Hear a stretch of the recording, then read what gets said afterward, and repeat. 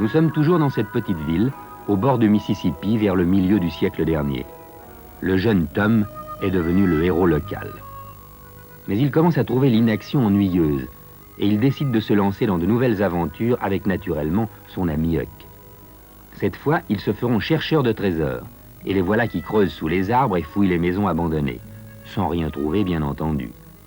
Mais une conversation, surprise la nuit, les met enfin sur une piste.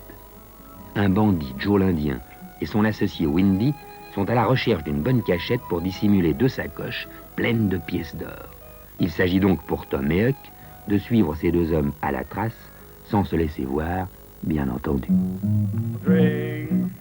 La petite ville semblait anormalement silencieuse, tandis qu'une bande de nouveaux venus se livrait à une espèce de bacchanal. C'étaient les bateliers qui parfois descendaient à terre pour s'amuser à leur façon. Eh bien, dis donc, ils ont l'air bien partis. Regarde, l'homme à la bouteille, c'est Windy. Joe l'Indien ne se montrait pas. On peut être courageux et ne pas aimer pour autant la corde de pendu pour son usage personnel. Tu vois qui? C'est lui qui va nous guider. Faut le suivre. Quand on saura où il va, on saura où est Joe l'Indien. Et avec lui, l'argent.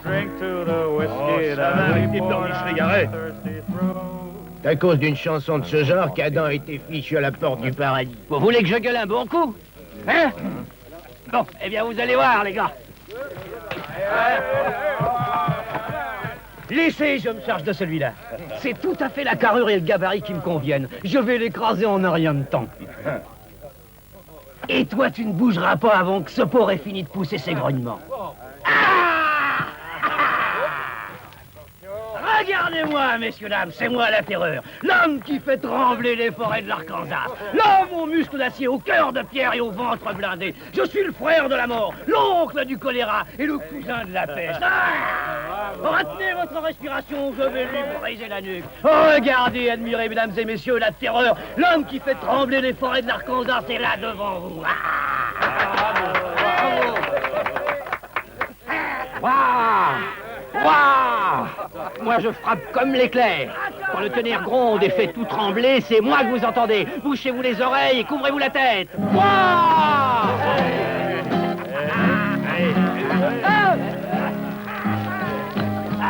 Allez, saute dessus. Donne-lui la fessée. Aplatis-le.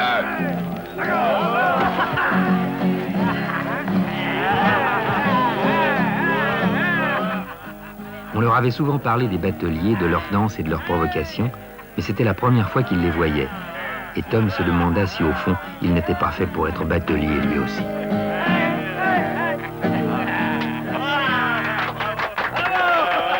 C'est tout?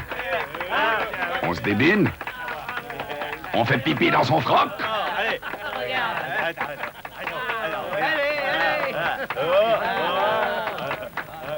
Bande de dégonflés. Mais qu'est-ce qu'il veut, celui-là? Heureusement que je suis là. Hein? Le spectacle va commencer.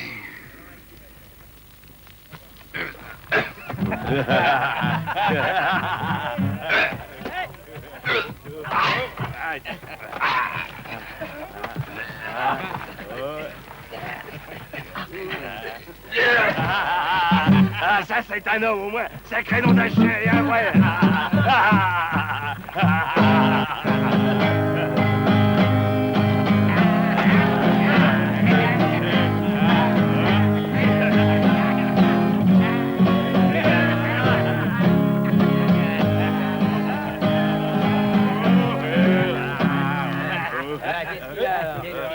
La danse continue.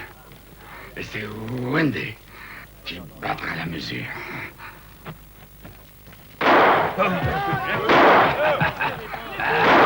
Vite, il est fou!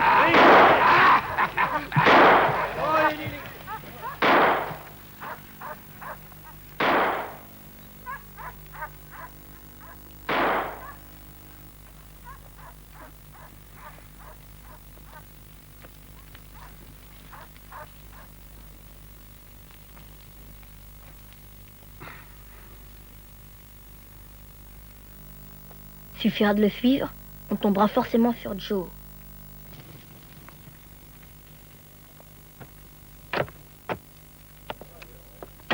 Hé barman de mes fesses! Ouvre ta baraque, j'ai soif! Pas d'histoire, je t'entends respirer. Ouvre, je casse tout!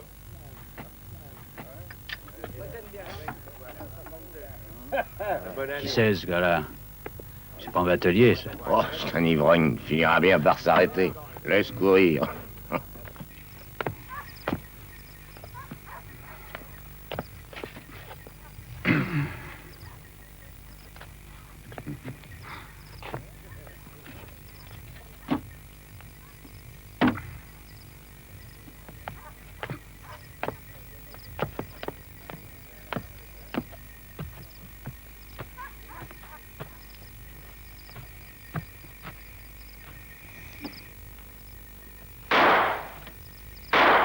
Couchez-vous! Couchez-vous, les gars! Il va écouter tous, cet imbécile!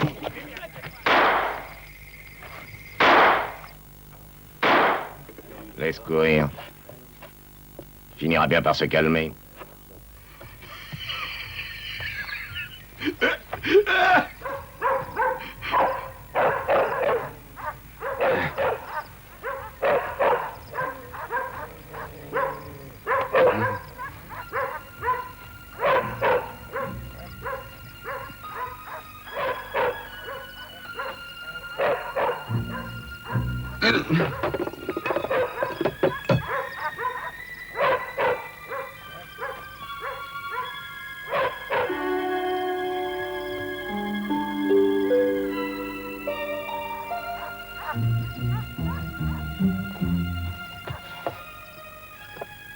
Bien qu'il soit quelque part à présent.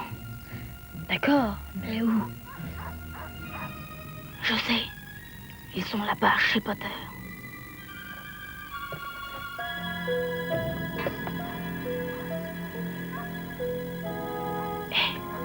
John bien connaît le coin. Il sait que la nuit le hangar est vide et puis qu'il penserait le trouver justement chez Potter. Oh, pour un malin, c'est un malin, oui. Mais il faut se dépêcher.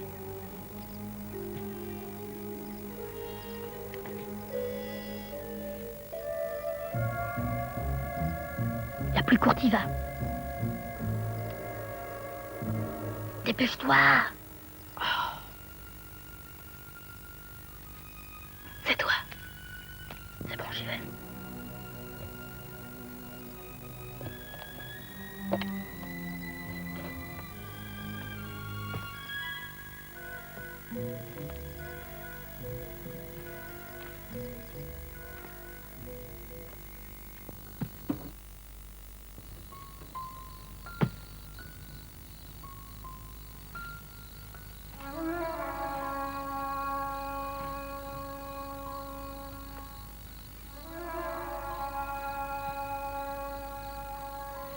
Un cercueil chez un menuisier, c'est naturel. Mais quand on est soi-même en danger de mort, c'est désagréable, surtout quand on est seul et qu'il fait nuit. Il avait eu peur de son ombre. Il fallait tout de même voir si Windy était là. Windy et le trésor.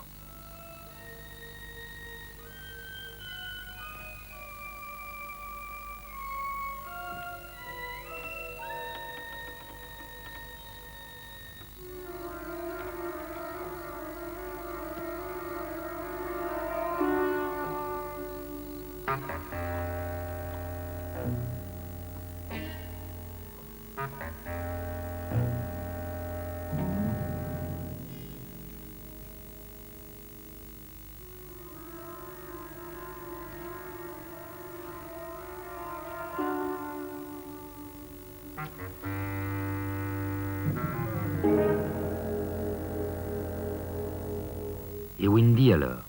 Était-il là, oui ou non? Situation désespérée. Quoi faire? Quoi décider?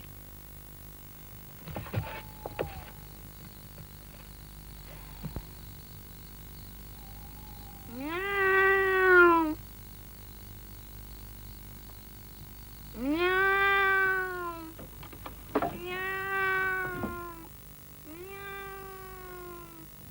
Hé, qu'est-ce qu'il y a? Hé, Wendy.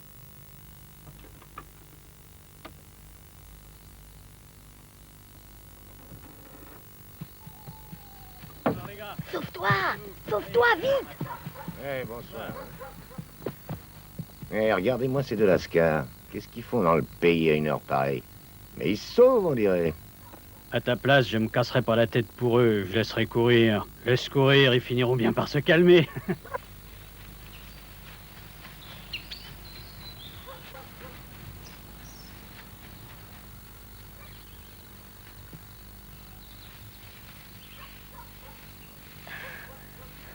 Où est-ce qu'on court comme ça? Je sais pas. Et toi? Pourquoi tu le sauves? T'as vu quelque chose là-bas? Oui, Joe l'Indien dans un cercueil. Il est mort? Non, on n'a pas cette chance. Ivre-mort seulement. Je me demande ce que t'aurais dit si t'avais vu une main qui sort d'un cercueil et qui attrape une bouteille pour boire. Moi, j'ai cru que j'étais devenu fou. Et l'autre? Aucune idée. Il faisait bien noir. Peut-être qu'il y était, peut-être qu'il n'y était pas. Et le trésor? Tu crois que j'ai eu le temps de le chercher? En tout cas, j'ai pas vu les sacoches. Et puis, j'en ai assez aujourd'hui. On le retrouvera demain. Quand Joe l'Indien commence à boire, il en a pour un moment. Et toi, où vas-tu dormir? Je vais essayer la baraque dans la vieille carrière. Je n'y ai jamais couché, mais c'est peut-être pas mal.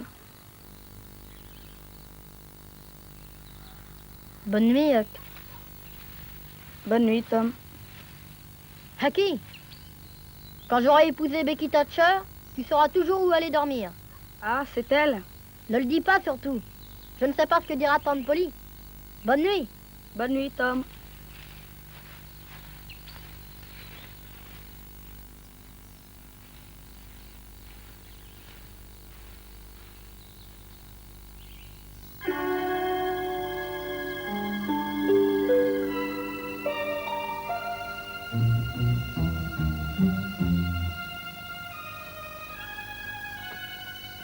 Il était à peine à mi-chemin de la carrière qu'un bruit le fit sursauter.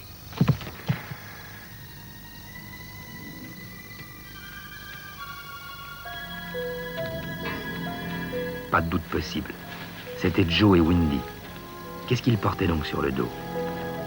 Des sacoches pleines d'or? Oui, probablement. Quoi faire? Prévenir Tom? Non. Les suivre d'abord.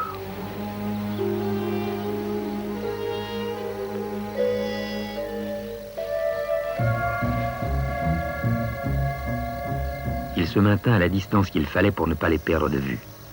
Allait-il cacher le trésor dans la carrière? Pourquoi pas? Cette carrière abandonnée, personne n'y mettait jamais les pieds. La carrière? Non. Ils avaient visiblement un autre but.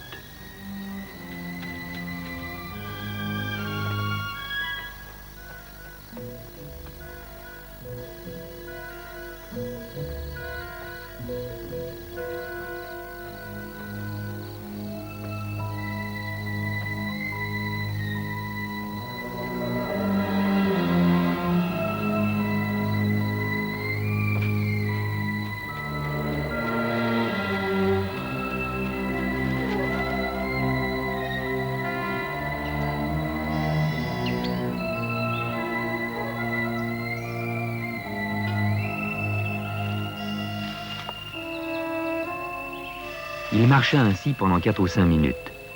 Il ne se passait rien. Maintenant, il savait où il était. Cette barrière donnait sur la propriété de la veuve Douglas, qui habitait loin du village, près de la carrière abandonnée. Ça sent trop aussi, cette affaire. Il y a des gosses qui rôdent par là. Puis moi, tu es une femme, je n'aime pas ça. Moi non plus. Je ne tue jamais personne. Je m'arrange autrement. Son mari était juge de paix ici. 3 fois, il m'a fait boucler pour des peccadilles. Me faire boucler, pas encore.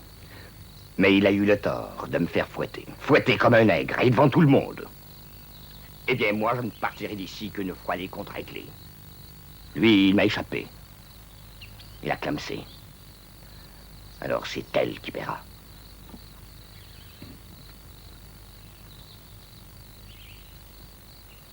Encore de la lumière chez elle. C'est long, c'est long. 3 ans que j'attends. 1 minute de plus ou de moins.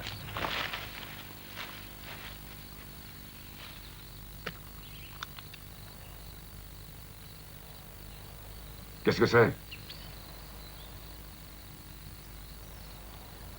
Peut-être un sanglier.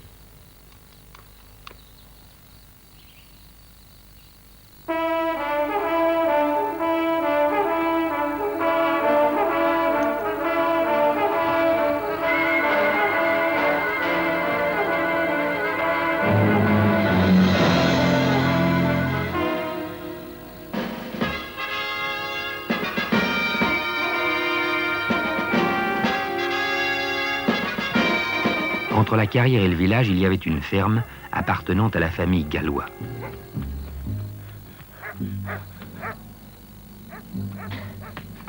Ouvrez, c'est Huckfin! Huckfin! La veuve Douglas! Tout l'Indien veut la tuer! Mais ouvrez-moi! La veuve Douglas va être tuée par Joe l'Indien! Vite! Allons-y, file devant. Les gars, prenez vos armes. Vite! Dépêchez-vous.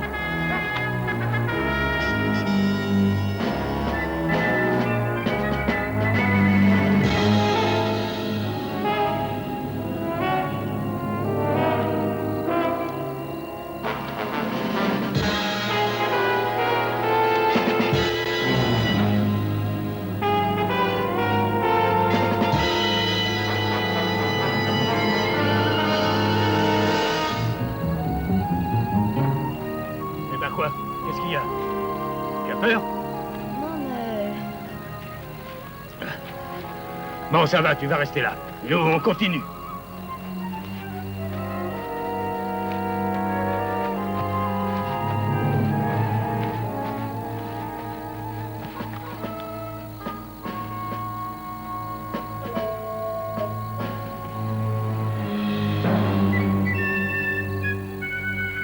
Mais arrivé à la carrière, son courage faiblit. Elle a peut-être du monde. Ça ne doit pas tarder là-dedans.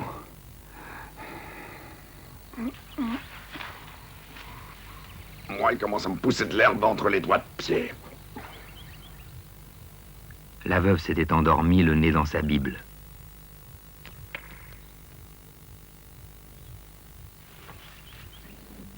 J'entends quelque chose.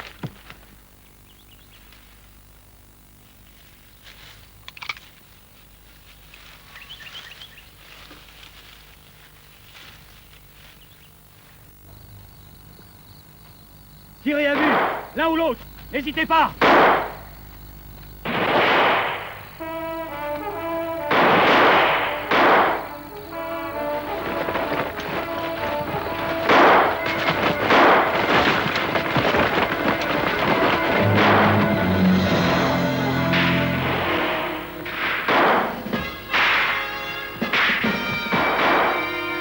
Couchez-vous.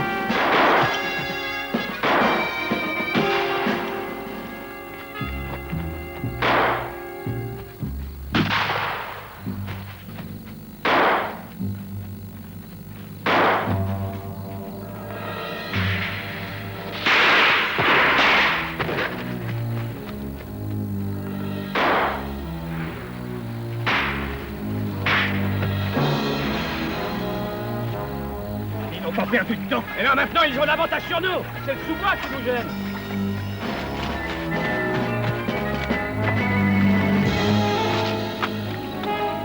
Il faudrait pouvoir les attirer à découvert. Ouais, je suis d'avis d'attaquer. C'est le mieux. Oui, bonne idée.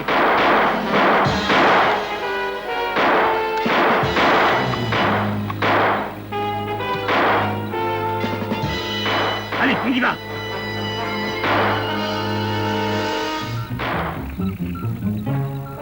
Plus vite!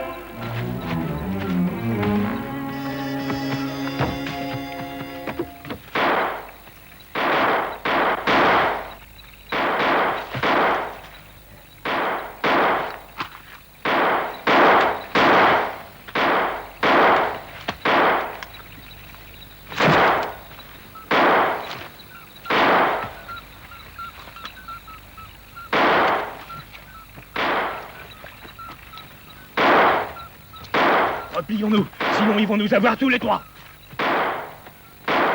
Huck n'aimait pas les bagarres et encore moins les coups de feu.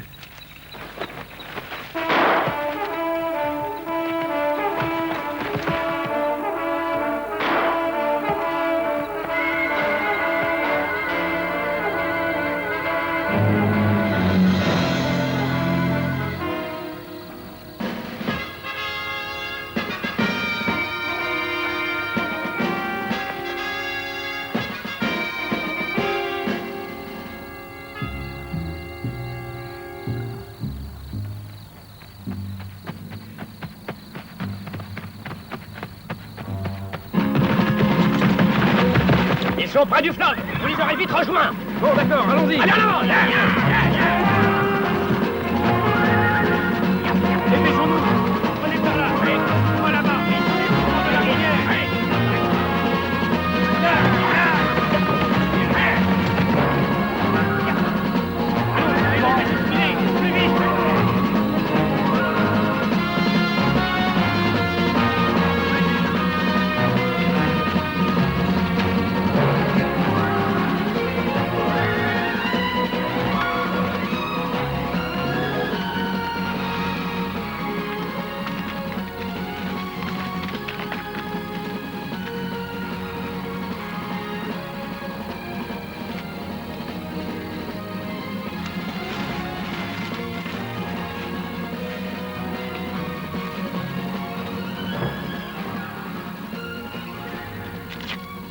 Il y a quelqu'un là-bas. Un enfant.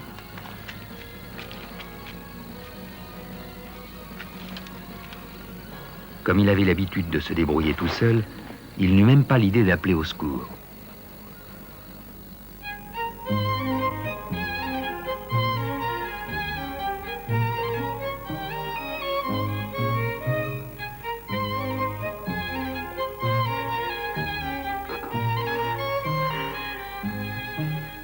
En reprenant connaissance, il se demanda où il était.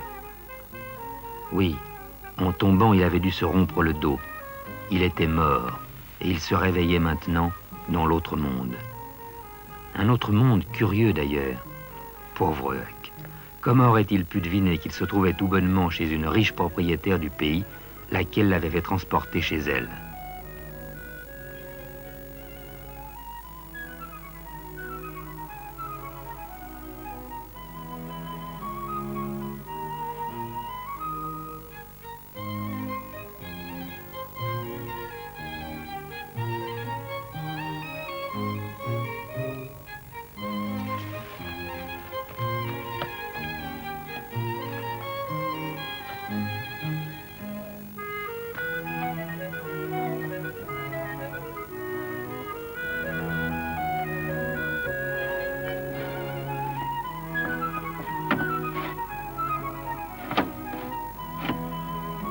Et il sentait le savon.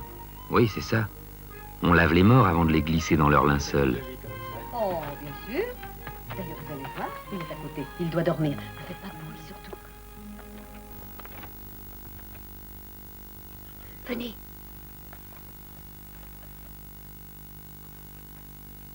Qui t'es réveillé? Regardez-le, le pauvre petit. Mon Dieu, on dirait un innocent petit agneau.